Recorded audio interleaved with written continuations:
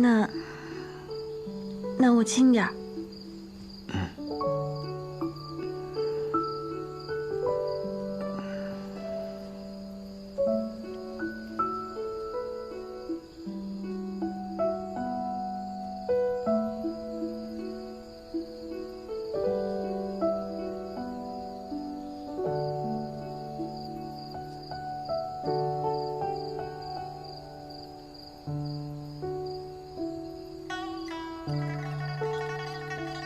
刨去妹妹的身份与你想要做的事，也刨去那些冷冰冰的权术筹谋，你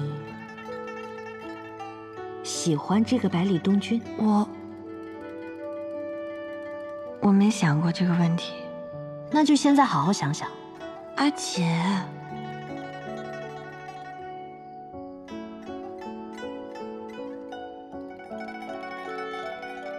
他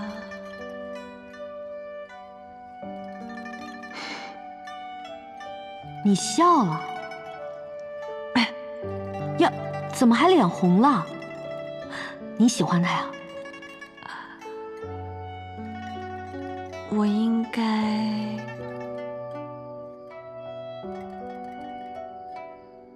是有些喜欢的吧。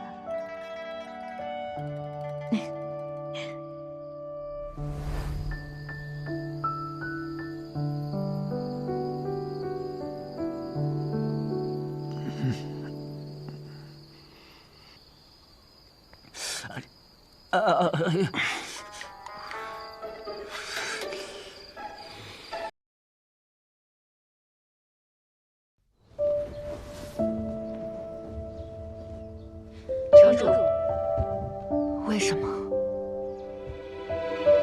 为什么他说了那样的话，还能若无其事的回来？为什么？为什么他到现在才回来？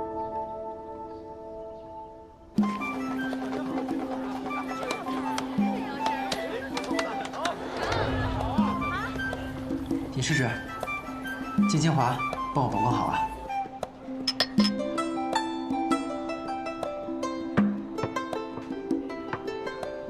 师傅，你当年到底做了什么对不起人家的事儿啊？哎呀，其实吧，也没什么，就是我想着两人既然已经定了终身，那总得坦诚相待吧。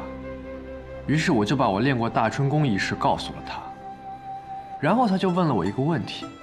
什么问题？他说，我之前一共有过几任妻子？ 那先生是怎么回答的？我当然说3个了。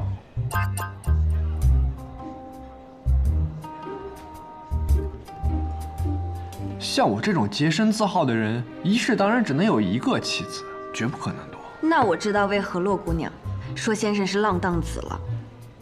一世只有1任妻子，听起来倒是没什么问题啊，是吧？是啊。啊。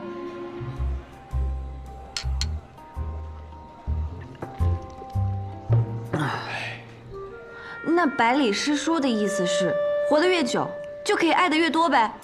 不，我不是这个意思。那你是什么意思啊？我的意思是，不是在说师傅的事儿吗？怎么会突然指向我？哦，对，在聊我的事儿呢。哦，哎，你们女人家到底是怎么想的呀？ 虽然以先生的立场来看，每换一个身份就是一世，每结一次亲呢，那就是一生一世一双人。可是在我看来，无论岁月多么漫长，只要你还是你，归根结底就只有一世，只有我才是对你而言最独一无二的那个。你遇到我，方知心动的滋味。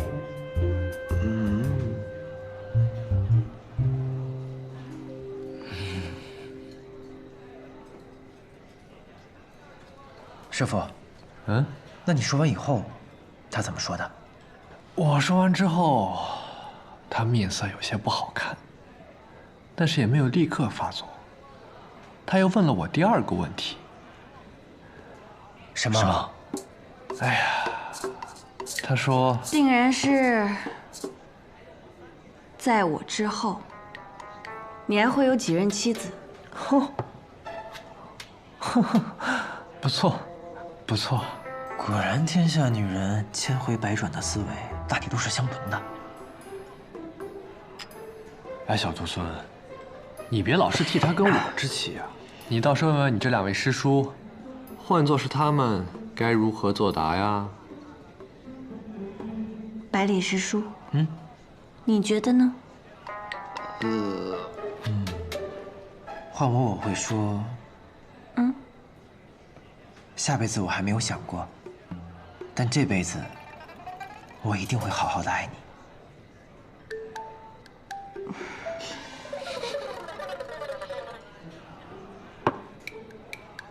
司空师叔，那你呢？要我呀，我就说，在你之前，我一直认为感情不过是相伴一时的东西，一人死了便是结束。但遇见你之后，我才发现原来感情可以跨越时间的界限。所以经你之后，我再无其他爱人，再无妻子。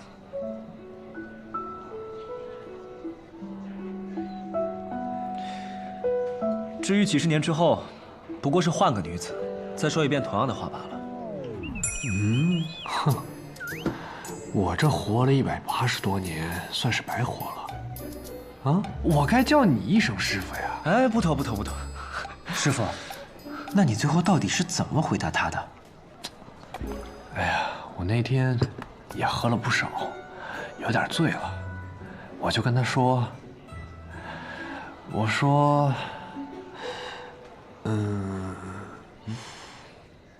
我哪算得过来呀？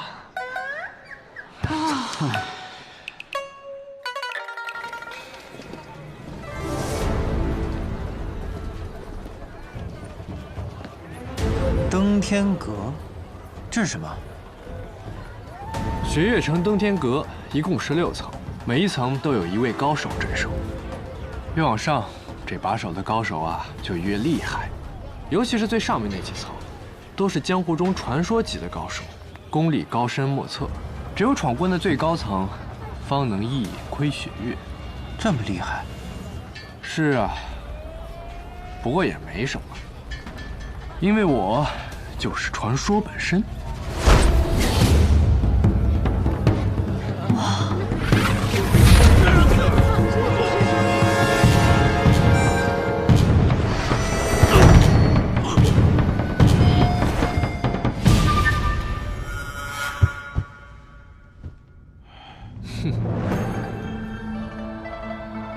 怎么又是你啊？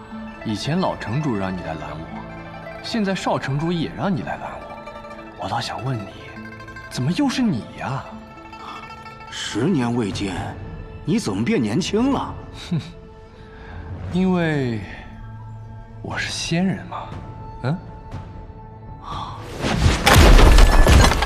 师傅这铁头功可真是厉害啊，屡试不爽啊！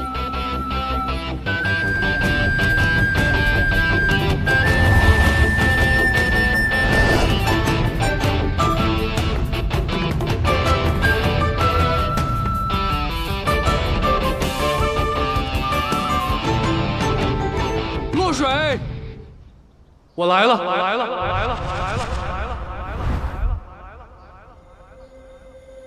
曾经你说，相对于武夫，你更喜欢学堂书生，于是我便执掌了学堂。这天下人见我呀，都要尊称一声学堂李先生。可是李先生已死，这一世的我叫南宫春水，这一世我要做一个儒雅的读书人。曾经，你问过我一个问题。但是那时的我回答错了，现在的我要重新回答一遍。我，南宫春水，这一世往后，就只有你一个妻子。曾经的我以为，男情女爱，不过只是一时的，一方死了，也就结束了。直到我遇见了你，我才明白，原来感情是可以穿越时间界限的。所以你是打算等过几十年后，把这话换个女子再说一遍吗？司空长风，老手啊！我哪知道我随口一说就猜到所有情节了。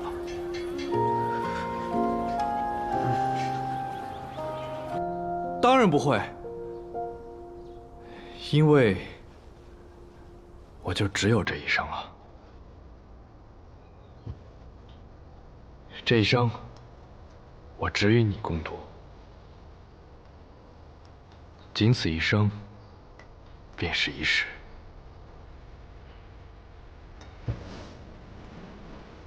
凉风出现，燕雀节节转林间。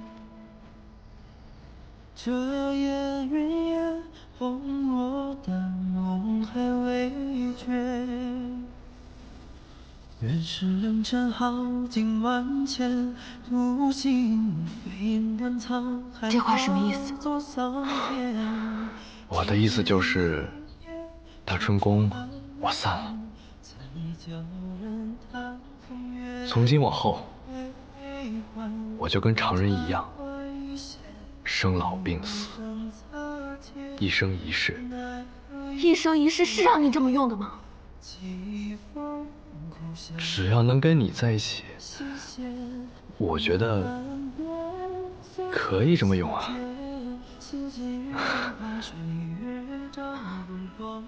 真是个傻子。不会，又要赶我走吧？所有人都羡慕的长生不死，你就这么不要了？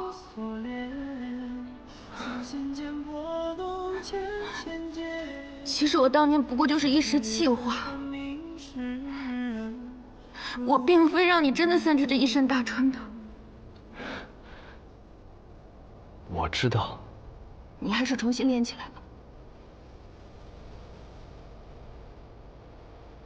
这大春宫啊，散了就散了，练不回来了。再说了，我这师傅、门派什么的都没了，也没人能帮我练回来。你就是故意的，你故意这么做让我心中有困，你这是在报复我。哎呦，我没有。不过春夕炙热的烛光明灭，与此火烈将就的两那你这么做不会后悔吧？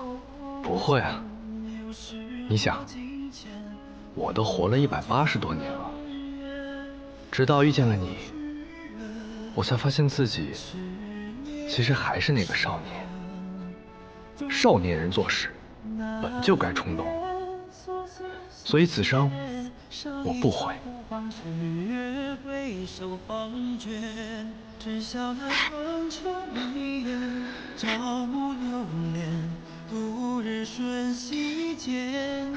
那就不悔。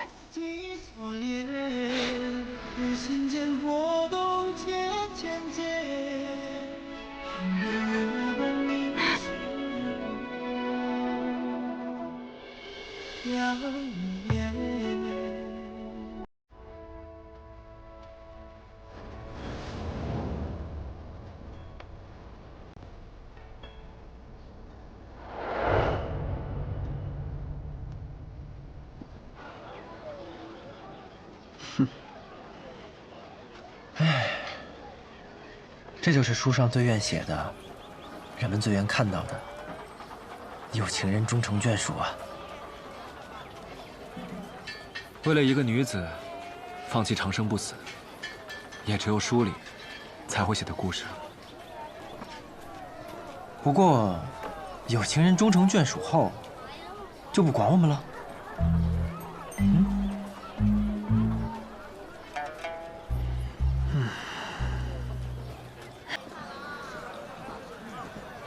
站住！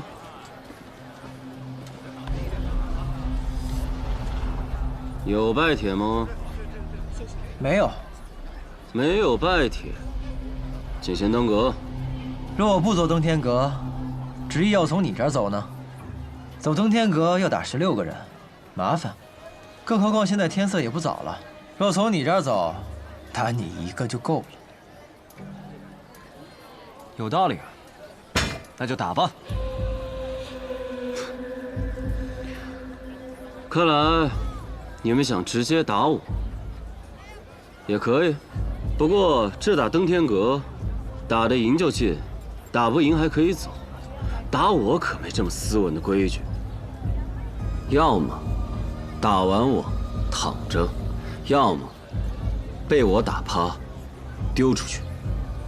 哼，二位，这人要打趴我们，那就如他所愿。打趴他，有意思。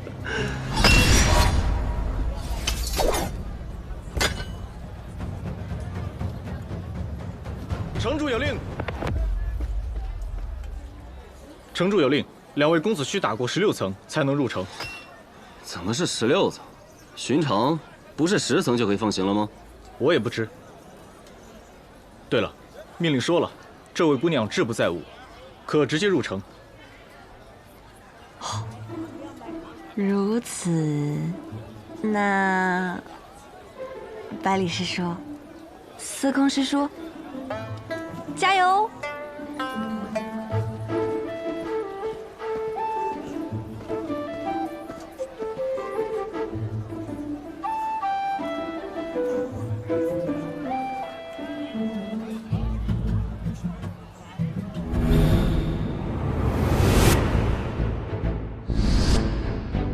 你们2个小儿，便是刚才那人的徒弟啊？怎么，可是要闯阁？你上还是我上啊？你先吧。一般厉害的人，不都最后上吗？要点脸，说话别太嚣张了呀！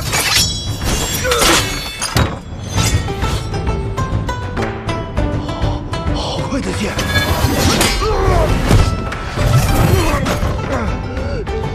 真是见了鬼了！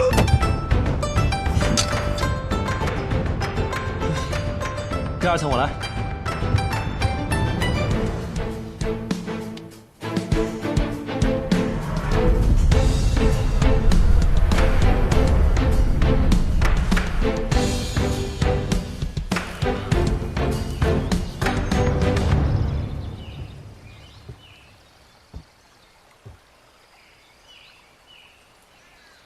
晚辈叶鼎之，求见刀仙燕凌霞。你来找我复仇？并非如此，晚辈是想求刀仙赐诏。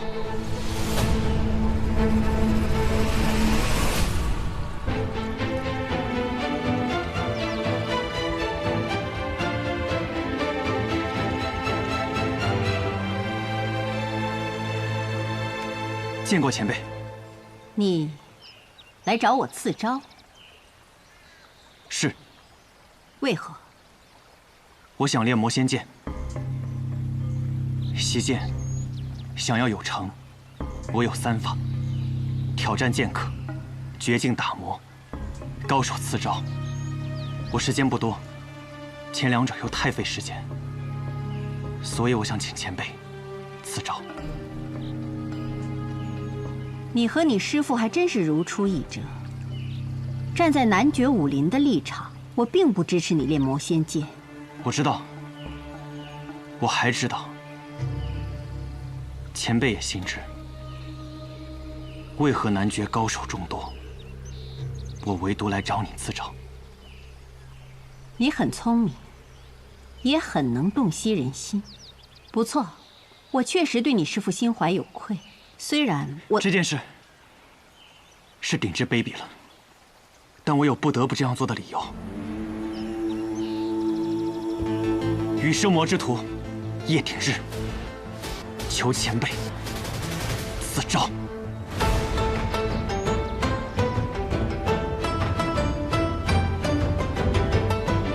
罢了。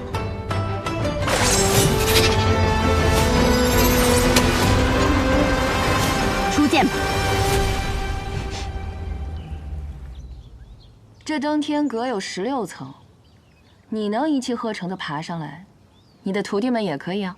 怎么可能呢？就凭他们那功法，14层最多了，再往上，可是要挨揍的。果然还是有点本事的，居然一口气上到了15层。不过，这从15层开始，便是守阁长老了呀。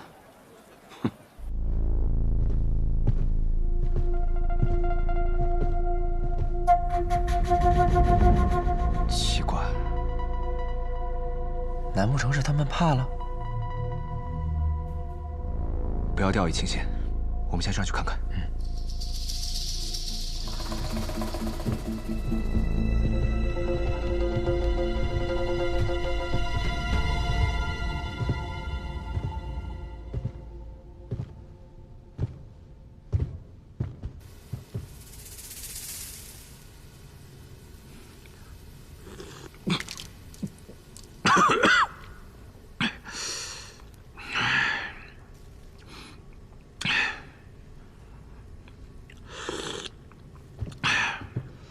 哎，这层怎么有2个人啊？只许2小儿一同登阁，不许2个老家伙一同守阁。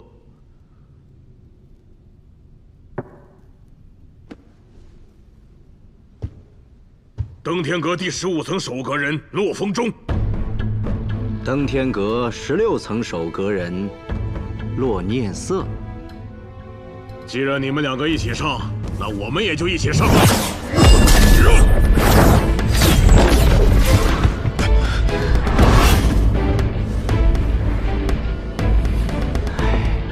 克制，克制一点。再克制，雪月城的脸面都丢了。你说的也对呀，这师傅就算了，你说这徒弟接二连三的挑衅，确实不该忍啊。哎，2位老英雄成名多年，不会以大欺小吧？小兄弟，你混江湖多久了？ 回前辈，有些年头了。你既然说我跟这位好友成名已久，那你可知我2人的名头啊？糟了，刚才一时口快，江湖上并没有听过他俩的名字呀。司空长风，怎么了？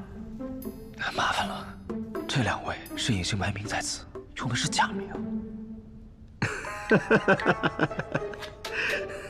完了。 反应过来了，你们纵使在外宣扬我们如何欺负于你，但是有谁知道我们俩是谁呢？这也太不要脸了吧！哎，既然来了总要打，废话就别说了。哎呀，着什么急呀？给他们一个说句话的机会。 哼，架是一定要打的，但可不可以不打脸啊？可以呀。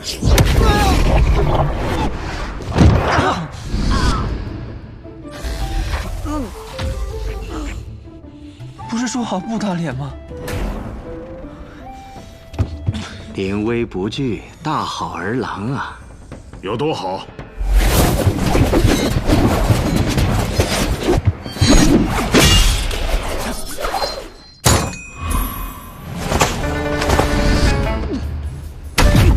怕我吗？不怕，有本事打死我！怕不怕？不怕。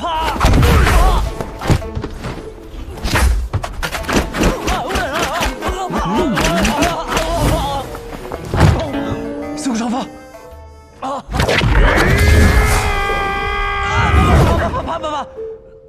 是不是说怕就可以不打了？不可以！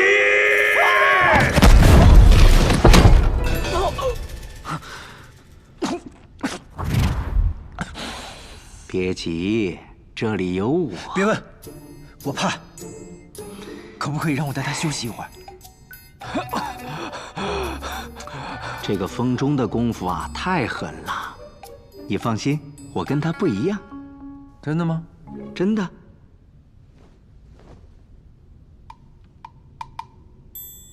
我只用一根手指。一根手指？哎，我信你个鬼！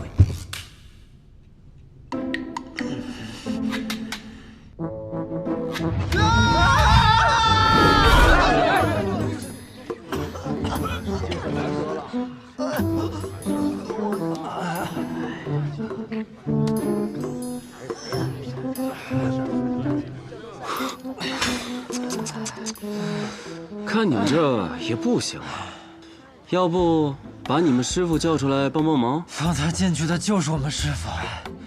这位兄台，麻烦帮我给他传句话。他叫南宫春水。别闹了，师傅他根本就不会来帮我们的，让他来看我们笑话还差不多。不是的，是我要告诉他，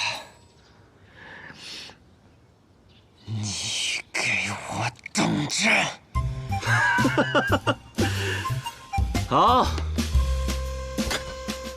里面那个叫南宫春水的，给我听着！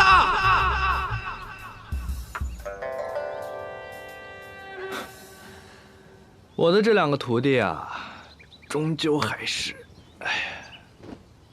你给我等着！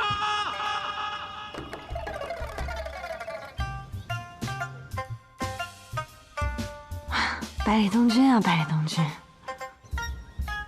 罢了，就让他们被打死吧。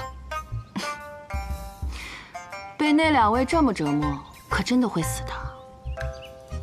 这两人既然敢这么嚣张，就说明离死还远。哎，不如我也回一句，就说你不是自诩读书人吗？读书人嘛，就是要打嘴仗。我来句文雅一点的，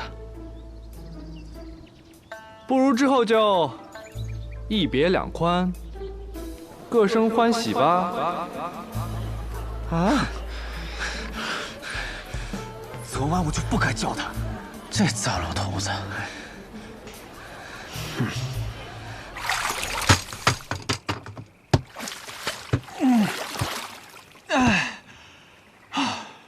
不打了，再打就要被打死了。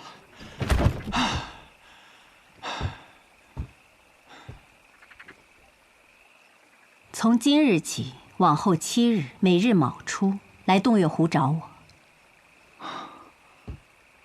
多谢前辈。哎，对了，前辈，你饿了吗？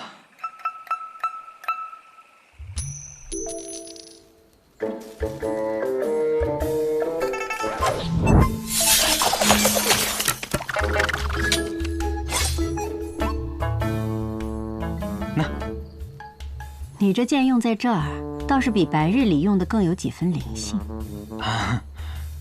前辈这是骂我呢。你很奇怪，你师父命丧我手，按说你应当是恨我的，就算有求于我，也只当是场交易罢了。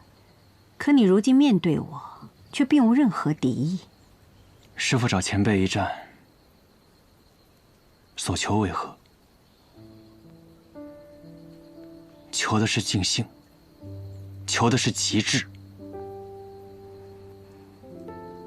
前辈竭尽全力，便是师父心中所想。况且师父也曾交代于我，不要视前辈为仇人。这般说容易，这般做却很难。你倒是个明事理的人。我不明事理，我只是理解师父，理解他心中所求。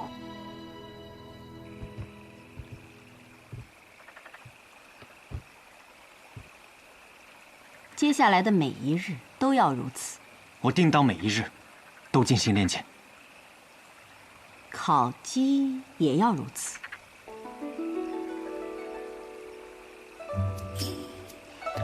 既然是洞月湖边，不如明天烤鱼吧。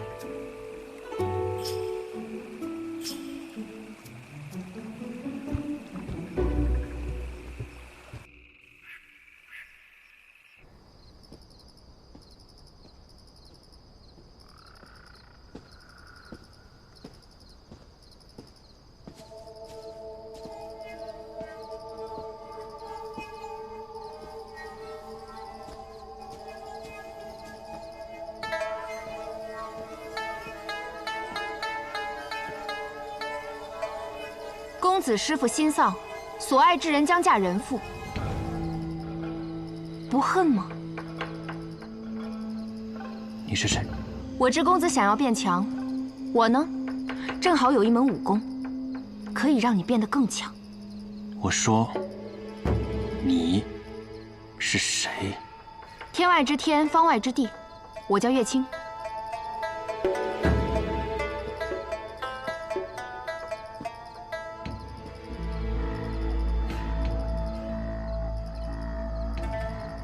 不太认得，没有兴趣。怎么就不感兴趣了？你师父跟李长生斗了一辈子，你难道不想完成他的夙愿，打败他的徒弟百里东君了？你知道百里东君？你和尹落霞长相相似，你们是姐妹。怎么，带不走百里东君，便把主意打在我头上了？不必了，我是不会跟你们走的。别再跟着我，不然下一次就没那么好说话了。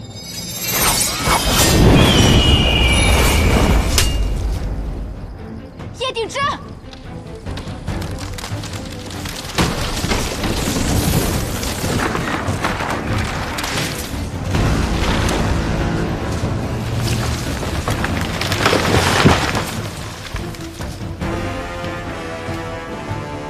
叶鼎之，她要嫁人了，你就不想把她抢回来吗？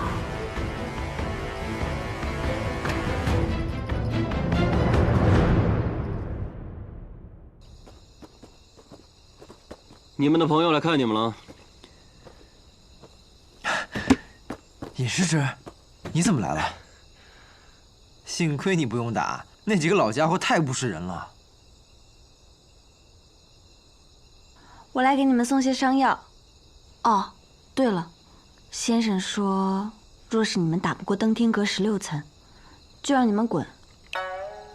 而且以后也别叫他师傅了。这不是要我们的命吗？那能怎么办呢？能怎么办啊？那就打呗。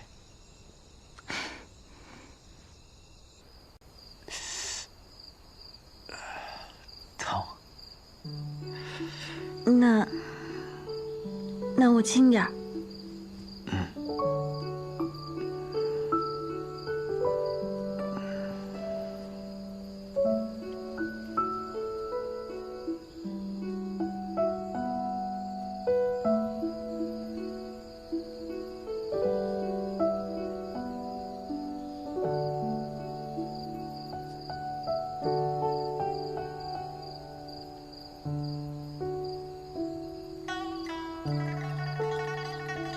刨去妹妹的身份与你想要做的事，也刨去那些冷冰冰的权术筹谋，你喜欢这个百里东君？我没想过这个问题。那就现在好好想想。阿姐，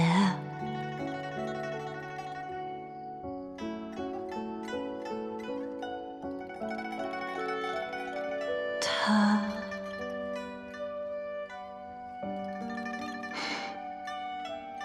你笑了？哎呀，怎么还脸红了？你喜欢他呀？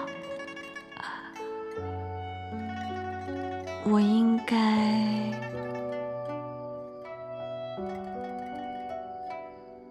是有些喜欢的吧。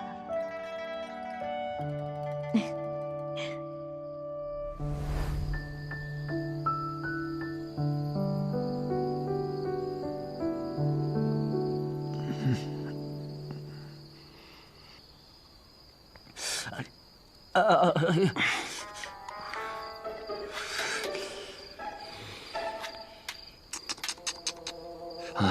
你说，这同样都是师叔，怎么你只配我给你上药啊？羡慕羡慕？哼，当年我练枪受伤的时候，那可是教坊最美的女人给我上的药，这有什么好羡慕的？你笑什么？你别不信啊！我说的是真的。哎，你走什么啊？我说的真的是真的呀！哎。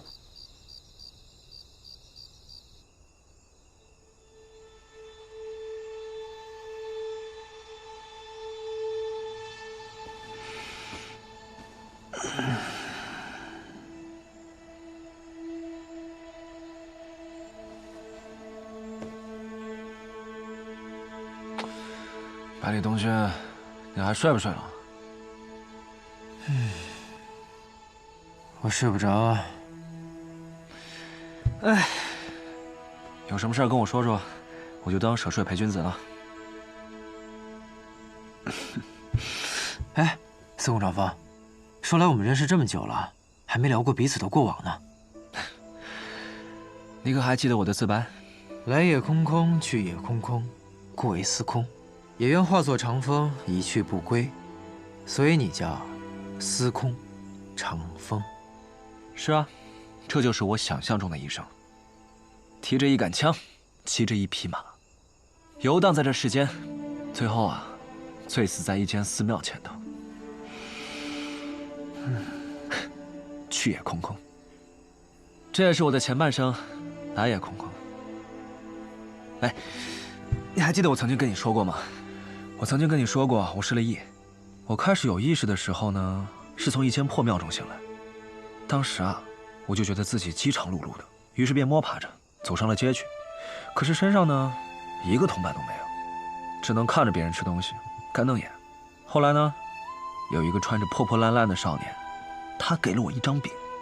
他问我叫什么，我说不知道。于是，他便让我跟着他混。我也不知道自己当时几岁。只记得那少年啊，跟我一般高，他说自己13岁，于是，我也便当自己是13岁。从那以后，我就叫司空长风。别这个表情看着我，显得我怪可怜的。哎，我跟你说啊，其实啊，我觉得自己没什么好惨的，今朝有酒今朝醉，这不是挺开心的吗？好了。我说完了，说说你吧。我呀，我从小就不喜欢习武，喜欢酿酒，然后就拜了酿酒术天下第一的古尘师傅。后来，古尘师傅死了，将西楚剑歌传给了我。从那以后，我便下定决心要好好习武，随后就拜了武功天下第一的李先生为师。你这是在炫耀？没有。我只是……好了，我就是开个玩笑。你只是真的这么顺遂？是啊，现在我好像唯一没有实现的，就是娶仙子姐姐过门了。可是，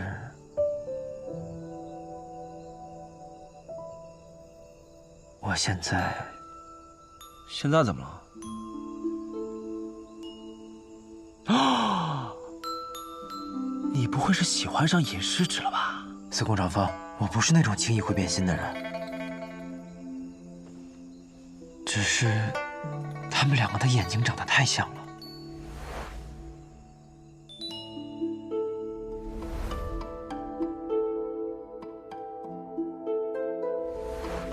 我不是在给自己找借口，是真的太像了，像到我有时候看尹师之眼睛的时候，会恍惚间像是回到了初见他的那一晚。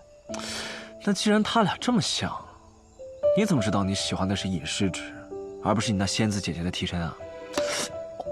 你别乱说话。什么替身啊？才不是替身呢！这要被听到，可又要被误会了。那既然他俩这么像，又不是替身，那是什么？人有相似，但感觉却是不同的。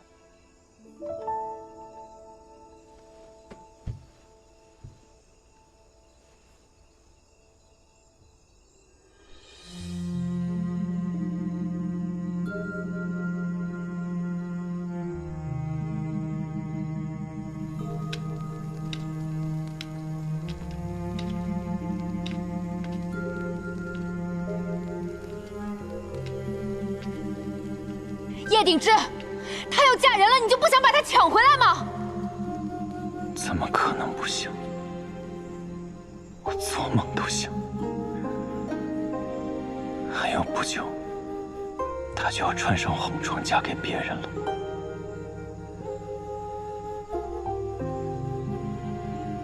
东君，我要抢的人是你师兄未来的嫂嫂。到时候，你会对我拔剑相向吗？